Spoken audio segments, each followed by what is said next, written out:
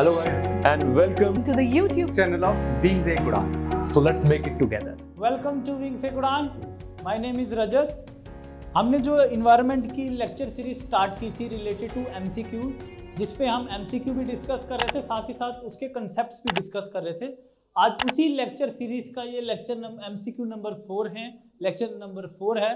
जिन्होंने पहले लेक्चर नहीं देखे हैं वो पीछे जाएं, लेक्चर नंबर 1, 2, 3 देखें। और आज है लेक्चर नंबर 4। आज इस लेक्चर नंबर 4 में हम कुछ नई चीज़ें डिस्कस करेंगे और साथ ही साथ एमसीक्यू भी डिस्कस करेंगे। ठीक है, चलें करें स्टार्ट। देखो question number first. Question number first क्या कहता है, इकोटोन्स, कि भाई इकोटोन्स क्या होते हैं। क्वेश्चन नंबर फर्स्ट में डिस्कस कर रहा है अबाउट द इकोटोन्स। देखो इकोटोन्स को डिस्कस करने से पहले मैं आपको बताता हूं कि इकोटोन्स क्या होते हैं। जैसे सपोज करो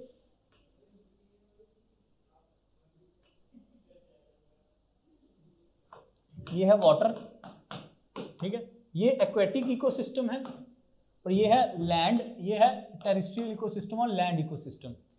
इन एक्वेटिक और लैंड इकोसिस्टम के बीच जो ट्रांजिशन जोन होता है, ट्रांजिशन जोन, जिसको जोन ऑफ टेंशन भी बोलते हो, जोन ऑफ टेंशन या ट्रांजिशनल जोन जो होता है उसी को बोलते हैं इकोटोन। मीन्स इस इकोटोन में एक्वेटिक इकोसिस्टम और लैंड इकोसिस्टम दोनों का मिलाप हो रहा है, और इस तरह को जोन को बोलते हैं zone of transition, zone of tension, that is ecotone. क्या होता है वो? That is ecotone. अब यही ये डेफिनेशन पूछ रहा है, ecotones contains only species found in the bordering ecosystem, नहीं, have the same abiotic characteristic as the bonding ecosystem, नहीं। देखो थर्ड, देखो कंसिस्ट ऑफ 2 और मोर लैंडस्केप्स और ट्रांजिशनल रीजन्स बिटवीन इकोसिस्टम। आप मुझे बताओ इनमें से मोस्ट रेलिवेंट स्टेटमेंट आपको कौन सी लग रही है? Ecotones are what? These are transitional regions between ecosystems, between ecosystem, aquatic ecosystem and land ecosystem. इन दोनों के बीच दीस आर ट्रांजिशनल जोन्स। क्या है? These are transitional regions. These transitional regions between ecosystems are known as ecotones. तो first question का correct answer क्या हो गया? That is option number D. Clear? चलें नेक्स्ट क्वेश्चन। नेक्स्ट क्वेश्चन क्या कहता है, देखो नेक्स्ट क्वेश्चन कहता है इन एन इकोसिस्टम, कहता है अगर कोई एक इकोसिस्टम है where the replacement of one new species for another because of direct competition for the same resource defines, कि अगर सपोज करो ये कोई इकोसिस्टम है, इन इकोसिस्टम में 2 स्पीशीज हैं ए और बी, इन दोनों स्पीशीज का ये खाना है। अब दोनों स्पीशीज इस खाने के पीछे लड़ेंगे और क्या होगा? इन दोनों के पीछे कंपटीशन होगा, और जो विनर होगा वो इस खाने को खाएगा और वो इस इकोसिस्टम में रहेगा, और दूसरे वाला क्या होगा? या मार दिया जाएगा या वो कहीं और चले जाएगा। तो इस तरह के कंसेप्ट को बोलते हैं competitive exclusion principle. Means there is a competition between the 2 species for the same resource and that competition either lead to death of the other organism or exclusion from that ecosystem। समझ आ गया? यही इसी चीज को बोलते हैं competitive exclusion principle, that is option B. Clear? Correct? समझ आ गया? चलें नेक्स्ट। नेक्स्ट देखो क्या है। नेक्स्ट क्या कहता है? कहता है persistent organic pollutants reach toxic levels in organisms in natural ecosystem in large part because of biomagnification in which the highest concentration of persistent organic pollutants are found in। देखो 2 concepts होते हैं, एक होता है बायोमैग्निफिकेशन और एक होता है बायो एक्यूमुलेशन। अब मैं आपको इन दोनों का डिफरेंस समझाता हूं विद डायग्राम। देखो डायग्राम से आपको थोड़ा ज्यादा अंडरस्टैंडिंग हो जाएगी कि भाई ये है क्या है।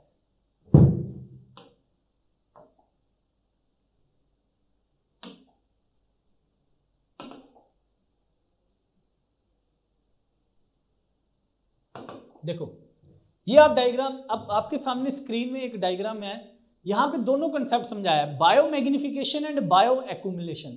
देखो दिस इज बायो एक्यूमुलेशन। ये एक फिश है, सपोज करो ये एक फिश है, ये फिश क्या खाती है? एक ऐसी चीजें खाती है जिसमें मरकरी होता है। इस फिश में मरकरी धीरे धीरे मरकरी बढ़ता जा रहा है, मतलब कि एक फिश में धीरे धीरे मर्करी लेवल जो है वो बढ़ता जा रहा है, धीरे धीरे बढ़ता जा रहा है. This is known as bioaccumulation. What occurs when pollutants build up in a single organism body over time. जब किसी सिंगल ऑर्गेनिज्म की बॉडी में कोई pollutants with the passage of time वो उसमें बिल्डअप होता जाता है. देखो बढ़ रहा है ना, ये देखो कलर, ये कलर है जो बिल्कुल ठीक है, ये जो कलर बता रहा है मर्करी एक्यूमुलेशन, ये बढ़ रहा है धीरे धीरे, ये कलर बढ़ रहा है ना. This is what bio accumulation. Bio magnification क्या होगा? बायो मैग्निफिकेशन क्या होता है कि जब फूड चेन में ये जो पोल्यूटेंट लेवल है ये ट्रांसफर करते हैं. जैसे मैं आपको बताता हूं, आप यहां पे देखोगे कि ये देखो ये जो डॉट्स दिख रही हैं, इन डॉट्स ये क्या है? पॉलीक्लोरिनेटेड बाइफिनाइल. इनको जो छोटे छोटे फाइटोप्लैंक्टन्स है वो खाते हैं. जैसे ही फाइटोप्लैंक्टन्स पॉलीक्लोरिनेटेड क्या बोलते हैं बाइफिनाइल्स को खाएंगे, इन फाइटोप्लैंक्टन्स को कौन खाएंगे? जूप्लैंक्टन्स. अब ये जो फाइटोप्लैंक्टन्स में ये जो पीसीबी दैट इज पॉलीक्लोरिनेटेड बाइफिनाइल्स थे, अब वो किस में ट्रांसफर हो गए? जूप्लैंक्टन्स में. जूप्लैंक्टन्स को कौन खाएंगी? छोटी छोटी मछलियां. अब ये जो छोटे छोटे ये जो पीसीबीज थे इससे ट्रांसफर हो गए, अब ज्यादा इसमें इंक्रीज हो गए. क्यों? क्योंकि एक मछली ज्यादा जूजेंथली खाएगी तो उसमें से ज्यादा ट्रांसफर हो गए पोल्यूटेंट्स. फिर इस छोटी छोटी मछलियों को बड़ी मछली खाएगी और बड़ी मछलियों को उससे बड़ी मछली खाएगी. तो ये जो ट्रांसफर हो रहा है, ये जो एक्यूमुलेशन हो रहा है पोल्यूटेंट्स का, धीरे धीरे इंक्रीज हो रहा है. जो देखो यहाँ पे एक था, देखोगे आप यहाँ पे एक डॉट था, यहाँ पे ज्यादा. अब यहाँ पे देखो एक मछली में कितने 4 5 आ गए, फिर यहाँ पे बड़ी मछली में 8 10 और यहाँ पे एक मछली में कितने सारे. तो ये क्या है कि जो पोल्यूटेंट लेवल का इंक्रीज हो रहा है, एक ऑर्गेनिज्म में पोल्यूटेंट लेवल का इंक्रीज होना, तो ये क्या हो गया? Bio magnification. यहां पे क्या था? एक ऑर्गेनिज्म, एक ही ऑर्गेनिज्म में पोल्यूटेंट लेवल का इंक्रीज होना, बायो एक्यूमुलेशन. यहां पे पोल्यूटेंट लेवल का फूड चेन में ट्रांसफर होना, ट्रांसफर होने के साथ साथ उसका बढ़ना, that is called bio magnification. Transfer हो रहा है ना फाइटोप्लैंक्टन से जूप्लैंक्टन से स्मॉल फिशी से बिग से उससे ज्यादा बड़ी, तो इंक्रीज भी हो रहा है और ट्रांसफर भी हो रहा है. That is called biomagnification. Clear हो गया? टॉक्सिन्स में increase in concentration as they passed up the food chain, a process called biomagnification. Clear हो गया कि जैसे फूड चेन से मतलब कि ये हो गया प्रोड्यूसर, ये हो गया primary consumer, secondary consumer, tertiary. It means अगर मैं आपसे पूछूं कि ज्यादा पोल्यूटेंट किस में मिलेगा, प्रोड्यूसर या कंज्यूमर में? ऑब्वियस है कंज्यूमर में. ज्यादा किस में मिलेगा? इसमें या इसमें? इसमें. ज्यादा किस में मिलेगा? इसमें या इसमें? इसमें. तो जैसे जैसे फूड चेन में बढ़ते जाएंगे पोल्यूटेंट लेवल भी बढ़ता जाएगा. क्लियर हो गया कंसेप्ट ये? अब देखो एमसीक्यू पे आओ. एमसीक्यू क्या कहता है? कहता है persistent organic pollutants reach toxic level in organism in large part. किसमें ज्यादा होगा टॉक्सिक लेवल? प्राइमरी प्रोड्यूसर में होगा, सेकेंडरी प्रोड्यूसर में होगा, या प्राइमरी कंज्यूमर में होगा, या सेकेंडरी कंज्यूमर में होगा? डेफिनेटली किस में होगा? सेकेंडरी कंज्यूमर में. हमने पढ़ा ना अभी, किस में होगा ज्यादा? कंज्यूमर में. और यहाँ पे क्या बोल रहा है? That is secondary consumers. पढ़ा ना कि भाई फाइटोप्लैंक्टन से जूप्लैंक्टन, जू से स्मॉल फिशिस, स्मॉल से बिग फिशिस. तो जैसे ये जाता चलेगा पोल्यूटेंट लेवल ट्रांसफर हो रहा है, साथ ही साथ उसका इंक्रीज भी हो रहा है. तो ज्यादा किस में मिलेंगे वो? दैट इज सेकेंडरी कंज्यूमर्स में. तो ज्यादा पोल्यूटेंट लेवल किस में होगा? Secondary consumers. ठीक है, चले नेक्स्ट क्वेश्चन. नेक्स्ट क्वेश्चन क्या कहता है? Consider the following statements. Consider the following statements. क्या है following statement? Wild life sanctuary is a protected area that is reserved for conservation only of wild life. बिल्कुल सही. कहता कि जो वाइल्ड लाइफ सेंचुरी है वो एक प्रोटेक्टेड एरिया है. हमने देखा कि प्रोटेक्टेड एरिया नेटवर्क्स हैं. इन प्रोटेक्टेड एरिया नेटवर्क्स में क्या क्या आते हैं? वाइल्ड लाइफ सेंचुरी आती है, नेशनल पार्क्स आते हैं, उसमें बायोस्फीयर रिजर्व आ जाते हैं. These are all are protected areas. इन प्रोटेक्टेड एरिया का एक पार्ट है वाइल्ड लाइफ सेंचुरी. कहता वाइल्ड लाइफ सेंचुरी में क्या किया जाता है? It conserve only of wildlife, means that is plants और एनिमल्स को कंजर्व किया जाता है. बिल्कुल सही. This statement is correct. दूसरी स्टेटमेंट क्या कहता है? A biosphere reserve is a special area of land और coastal environment in which multiple use of land is permitted by dividing into certain zones. बिल्कुल सही। आपने पढ़ा होगा कि अगर कोई एरिया बायोस्फीयर रिजर्व है, उसके 3 जोन होते हैं। एक होता है कोर एरिया, एक होता है बफर एरिया और एक होता है ट्रांजिशन एरिया।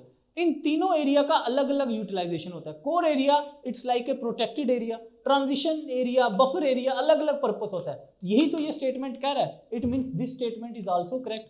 तो करेक्ट आंसर क्या हुआ? 1 and 2 ओनली। क्लियर? समझ आ गया? चलें नेक्स्ट क्वेश्चन। नेक्स्ट क्वेश्चन क्या कहता है? क्वेश्चन नंबर 5 क्या कहता है? कहता है consider the following statements regarding Earth Hour. आपको याद होगा हर साल all over the world Earth Hour मनाया जाता है। कहता है इसके बारे में कुछ स्टेटमेंट्स हैं, आप बताओ ये सही है या गलत है। पहली statement, it is a initiative of UNEP and UNESCO. बिल्कुल गलत। It is a programme of WWF, that is World Wildlife Fund. World Wildlife Fund, it is a programme of WWF, ना कि initiative है इसका, नहीं, गलत। It is a movement in which the participant switch off the lights. अब ये अर्थ और में क्या होता है कि इट्स ए वॉलेंटरी पार्टिसिपेशन, आप भी पार्टिसिपेट करते हैं। इसमें क्या होता है कि ऑल ओवर द वर्ल्ड क्या होता है, जो भी मार्च का महीना होता है हर साल, मार्च के महीने में जो भी लास्ट सैटरडे होता है, हर साल मार्च के महीने में जो लास्ट सैटरडे होता है उसको मनाया जाता है अर्थ आवर। ठीक है, उसको हर साल मनाया जाता है अर्थ आवर। अब इस अर्थ आवर में किया क्या जाता है कि लोगों को एनकरेज किया जाता है। किस लिए एनकरेज किया जाता है? कि वो उस दिन क्या करें, फॉर 1 आवर, 1 घंटे के लिए, रात को 8:30 बजे से लेके रात को 9:30 बजे तक जितनी भी उनकी नॉन एसेंशियल लाइट्स हैं, जो भी उनकी नॉन एसेंशियल लाइट्स हैं, उनको स्विच ऑफ किया जाए। लोगों को एनकरेज करते हैं, लोगों को अवेयर करते हैं। अब जब आप 1 घंटे के लिए अपनी लाइट्स को स्विच ऑफ करोगे तो ऑटोमेटिकली क्या होगा, आपकी एनर्जी कंजर्व होगी। It means they create awareness about the conservation of energy. It's a movement in which people are encouraged to switch off their lights for 1 hour. कौन सी lights? Those which are non essential. ठीक है, अब दूसरी statement क्या कहता है, देखो, it is a movement in which the participant switch off the lights for 1 hour on a certain day every year. बिल्कुल सही। ठीक है, जो 2021 का अर्थ आवर था उसका जो थीम थी, दैट इज उसकी थीम थी restore our earth, restore our earth. Clear? ये भी याद रख लेना। It is a movement to create awareness about the climate change and the need to save the planet, save the energy and save the planet. तो this statement is also correct. It means इस question में 2 statements correct है, 2 and 3। अब देखो 2 and 3 कहाँ हो गया? C option देखो, 2 and 3। क्लियर हो गया? चलें आगे। नेक्स्ट देखो क्या कहता है। Hello everyone and welcome to Wings Quran. There is an important announcement for all the PSC Assistant Registrar aspirants. Wings आपके लिए लेके आया है मेंटरिंग कम कोचिंग कोर्स। यानी जो भी बच्चा हमारा कोर्स सब्सक्राइब करेगा उसको एक मेंटर के थ्रू गाइड किया जाएगा। गाइस, मेंटरिंग का मतलब कि आपको एक particular faculty member properly guide करता रहेगा थ्रू आउट द प्रिपरेशन। उसके साथ साथ video course, study material, MCQ sessions all will be included in this course. Guys, faculty members सारे वही होंगे जो PSC और UPSC के एग्जाम्स को ऑलरेडी फेस कर चुके हैं, जिन्होंने मेंस लिख रखा है, जो इंटरव्यू स्टेज तक पहुंच चुके हैं। So all those people who are guiding you have already been through this exam. ये कोर्स विंग्स लेकर आ रहा है नॉर्थ इंडिया की सबसे बड़ी ऐप पे, दुरीना app. Consider the following statements.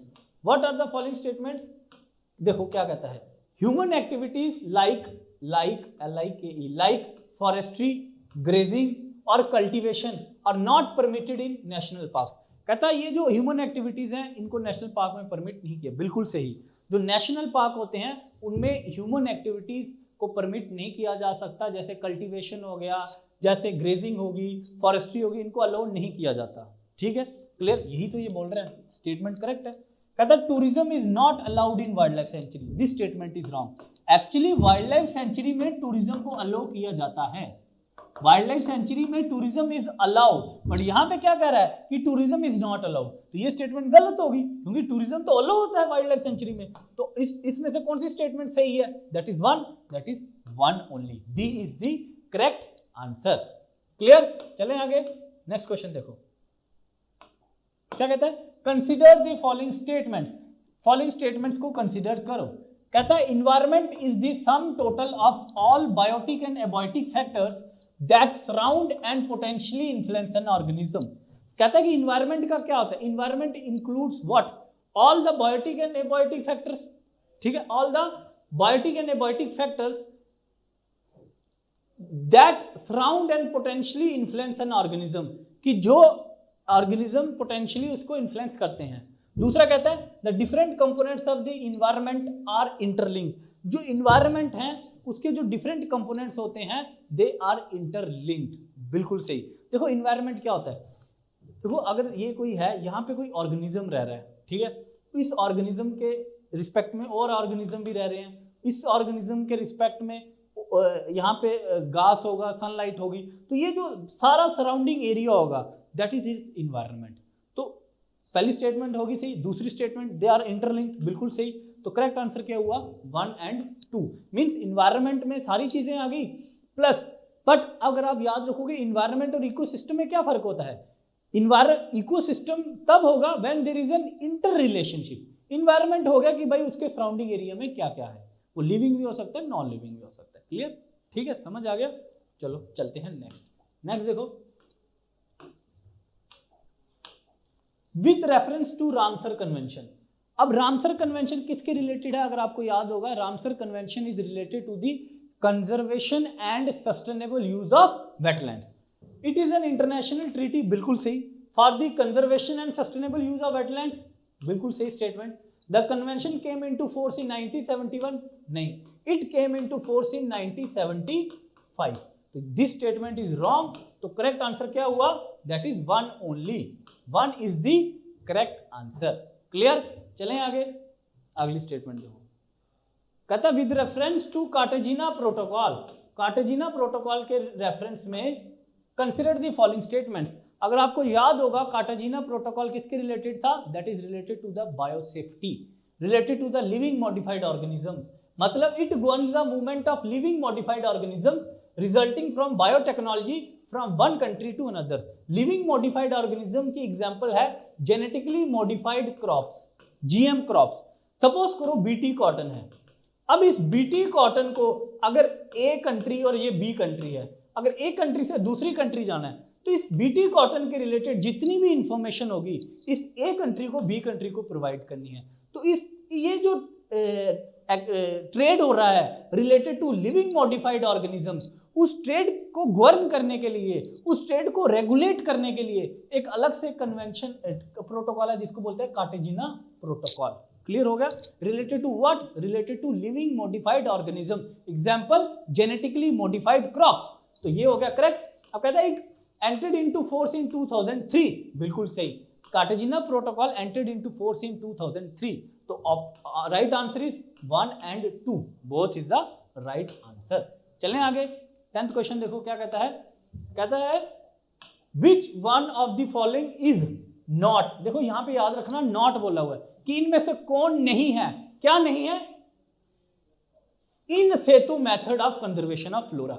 In situ method मैंने पहले भी आपको एमसीक्यू में समझा चुका हूं कि एक होता है एक्स सीतु और एक होता है इन सीतु। इन सीतु का मतलब कि किसी भी फ्लोरा को, किसी भी फोना को वहीं पे कंजर्व करना। जैसे इन सीतु कि जहां पे वो एग्जिस्ट करते हैं वहीं पे कंजर्व करना, जैसे national park, wild life sanctuary, biosphere reserve, कि किसी भी कोई भी जो फ्लोरा है, कोई भी प्लांट एनिमल, उसको जहां पे वो मिलता है उसको वहीं पे कंजर्व करना। बट अगर हम उस एनिमल और प्लांट को उठाकर, या किसी एनिमल को उठाकर हम किसी जू में रख दें, या किसी प्लांट को उठाकर किसी बोटेनिकल गार्डन में रख दें, वो कौन सा हो जाएगा, एक्स सीतु। अब यही क्वेश्चन पूछ रहा है कि इनमें से कौन इन सीतु नहीं है। इट मींस इन सीतु नहीं है। बायोस्फीयर रिजर्व क्या है, इन सीतु। नेशनल पार्क क्या है, in Setu. Wild life sanctuary क्या है, इन सेतु। बट क्वेश्चन क्या पूछ रहा है कि कौन इन सेतु नहीं है। बोटेनिकल गार्डन क्या है, एक्स सीतु। तो ऑप्शन क्या हुआ, B, ex situ, that is botanical garden. Clear, चलें आगे देखो क्वेश्चन नंबर 11। क्वेश्चन नंबर 11 क्या कहता है, which of the following statements are correct about keystone species. देखो लास्ट एमसीक्यू में मैंने आपको कीस्टोन स्पीशीज के बारे में बताया था। कीस्टोन स्पीशीज क्या होते हैं कि किसी भी इकोसिस्टम में कुछ ऐसे स्पीशीज होते हैं which are small sized plants and organism, जो कम स्मॉल होते हैं but they have a great impact on the ecosystem. they have a great influence on other organisms also. Keystone species are the small size plants and organisms which have a large effect on the environment. बिल्कुल सही. Keystone species play critical role. बिल्कुल सही कि अगर किसी ecosystem में keystone species extinct हो जाए तो पूरा का पूरा इकोसिस्टम खत्म हो जाता है. It means they play a critical role. बिल्कुल सही. Keystone species do not generally affect other organism. This statement is wrong. तो करेक्ट आंसर क्या हुआ? 1 and 2, that is A. Clear हो गया? अफेक्ट करता है. क्यों अफेक्ट करता है? कि अगर कोई पर्टिकुलर इकोसिस्टम है और उस इकोसिस्टम में कोई कीस्टोन स्पीशीज अगर एक्सटिंक्ट हो गया तो विद द टाइम पूरे का पूरा इकोसिस्टम खत्म हो जाएगा. तो अफेक्ट जनरली अफेक्ट किया ना किया, तो ये स्टेटमेंट होगी गलत. तो करेक्ट आंसर इज 1 and 2. चलें आगे. कहता consider the following statements: photosynthesis, respiration, decay of organic matter and volcanic action. Which of the above add carbon dioxide to the carbon cycle. आपने कार्बन साइकिल पढ़ी होगी. कहता है कार्बन, इनमें से कौन सी एक्टिविटी एटमॉस्फेयर में कार्बन डाइऑक्साइड ऐड करती है? फोटोसिंथेसिस कार्बन डाइऑक्साइड रिलीज करती है एटमॉस्फेयर? नहीं. फोटोसिंथेसिस इवन की एटमॉस्फेयर से कार्बन डाइऑक्साइड अब्सॉर्ब करती है, ये ऐड नहीं करती. तो ये गलत हो गया. रेस्पिरेशन बिल्कुल सही. प्लांट्स और animals through respiration they add the carbon dioxide to the atmosphere. This is correct. Decay of organic matter बिल्कुल सही. जब ऑर्गेनिक मैटर डिके होते हैं तो क्या रिलीज होती है? उनके अंदर जो कार्बन डाइऑक्साइड स्टोर होती है टिश्यूज में वो रिलीज होती है. बिल्कुल सही. वॉल्केनिक इरप्शन से कार्बन डाइऑक्साइड बहुत ज्यादा रिलीज होती है. बिल्कुल सही. तो विच ऑफ द कौन कौन से? रेस्पिरेशन से कार्बन डाइऑक्साइड ऐड होती है, डिके ऑफ ऑर्गेनिक मैटर से कार्बन डाइऑक्साइड ऐड होती है और वॉल्केनिक एक्शन से. तो क्या दूसरा, तीसरा, चौथा? तो C is the correct answer. चलें आगे. नेक्स्ट क्वेश्चन देखो क्या कहता है. Consider the following statements: interactions between the two organism in which one organism kills and feed on the second organism is called parasitism. अगर आपको पढ़ा होगा आपने बायोटिक इंटरेक्शंस, जिसमें आप amensalism, commensalism, mutualism, parasitism and predation. देखो predation और parasitism में क्या होता है? जैसे ये दो स्पीशीज हैं ए और बी. अगर इन दोनों के बीच जो इंटरेक्शन है वो प्रीडेशन है तो ए क्या करेगा? बी को मार देगा और इसको खा लेगा. इस तरह की रिलेशनशिप को बोलते हैं प्रीडेशन. अब दूसरा लाओ ए और बी. अब क्या होगा? ए क्या करेगा? बी के ऊपर चले जाएगा और बी को अफेक्ट करेगा और इस पे सर्वाइव करेगा. जैसे एग्जांपल से सिंपल, जो हमारे जो आपने सुना होगा कि लोगों के सर पे जुएं पड़ी होती हैं, ठीक है ना, सर पे. वो जुएं जो होती हैं वो हमारे टिक्स जो होती हैं वो हमारे ब्लड को सक करके अपना लाइफ जीवन व्यतीत करती हैं. तो इस तरह की जो रिलेशनशिप होती है उसको बोलते हैं पैरासिटिज्म. बट इसमें क्या वो टिक्स हमें मार देती हैं? मारती नहीं है, बट हमें अफेक्ट करती हैं, बट हम पे रह के सर्वाइव करती हैं. जब किल की बात आती है वो प्रीडेशन हो जाता है. अब यहाँ पे ये क्या कह रहा है? किल्स की बात कर रहा है और ये कह रहा है पैरासिटिज्म. नहीं, तो ये स्टेटमेंट होगी गलत. दूसरा कह रहा है mutualism is the way. Mutualism क्या होता है? जैसे ये दो ऑर्गेनिज्म है ए और बी. अब ए को बी से फायदा हो रहा है और बी को ए से फायदा हो रहा है. इस तरह की रिलेशनशिप को बोलते हैं म्यूचुअलिज्म, कि जब दोनों को एक दूसरे से फायदा हो रहा हो. तो कहता है mutualism is the way two organism of different species biologically interact in a relation in which each individual derives benefit. एक दूसरे से बेनिफिट होता है. This statement is correct. तो करेक्ट आंसर क्या हुआ? That is 2 only. 2 only is the correct answer. चलें आगे. नेक्स्ट देखो क्वेश्चन 14 क्वेश्चन. अब देखो ये क्वेश्चन आपको खुद पता होना चाहिए. मैंने आपको बायो एक्यूमुलेशन और बायो मैग्निफिकेशन. अब कहता है bioaccumulation is the increase in concentration of a pollutant from the environment to the first organism in a food chain. क्या ये सही है? दूसरा biomagnification is then increases in concentration of a pollutant from one link in a food chain to another. बिल्कुल सही कि एक food chain के एक लिंक से दूसरे लिंक में जो इंक्रीज होता है कंसंट्रेशन ऑफ पोल्यूशन, उसको क्या बोलते हैं? बायो मैग्निफिकेशन नहीं बोलते हैं. अब ऊपर देखो bioaccumulation is the increase in concentration of a pollutant from the environment to the first organism in a food chain. यही तो है ना कि फूड चेन में जो फर्स्ट ऑर्गेनिज्म में जो कंसंट्रेशन बढ़ती है सिर्फ एक ऑर्गेनिज्म में, वो क्या होती है? Bio accumulation.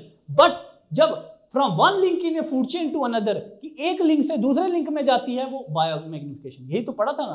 तो यही तो है. तो both statement are correct. That is 1 and 2. चले लास्ट क्वेश्चन देखो क्या है. कहता है in ecology and ecosystem is a naturally occurring assemblage of living organism together with their environment function as a unit.